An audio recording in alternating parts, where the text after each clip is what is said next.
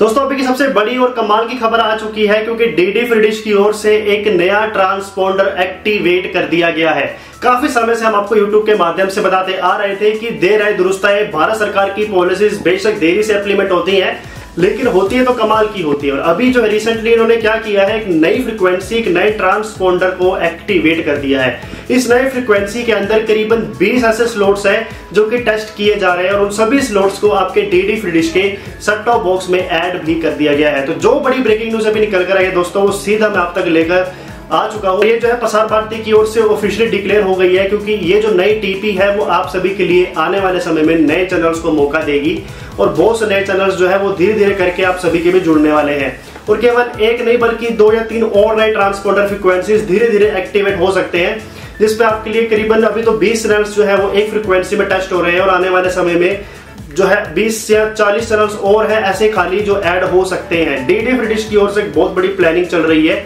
और ये जो प्लानिंग है दोस्तों वो जल्दी आपके बीच में उजागर करूंगा, लेकिन फिलहाल जो इन्फॉर्मेशन है वो यही है कि एक नई फ्रीक्वेंसी जो मैंने सामने आपको मेंशन कर दी है, यही फ्रीक्वेंसी है जो कि डीडी फ्री डिश की ओर से हम सभी के लिए ऐड कर दी गई है और 20 नए स्लॉट्स ऐड भी हो चुके हैं। कुछ लोगों के सवाल हो सकते हैं कि ये जो फ्रीक्वेंसी है वो उनके बॉक्स में नहीं आ रही, तो बताना चाहूंगा कि यहाँ पे इस फ्रीक्वेंसी को आपको मैनुअली में ऐड करना पड़ेगा। इन केस आपको डायरेक्टली वे में ऐड करनी है कि वो ऑटोमेटिकली आपके बॉक्स में आ जाए, तो आपको करना कुछ नहीं है, सिंपली अपने सेट टॉप बॉक्स में ब्लाइंड स्कैन का ऑप्शन आता है, बस उसे आप पे जाना होगा और ये जो ब्लाइंड स्कैन जैसे आप करेंगे तो जो नई फ्रीक्वेंसीज है वो आपके बॉक्स में फटाफट से ऐड हो जाएगी और जो भी नए स्लॉट्स हमारे लिए ऐड हुए वो आपके बॉक्स में ऑटोमेटिकली आ जाएंगे। लेकिन एक चीज का आपको ख्याल रखना होगा,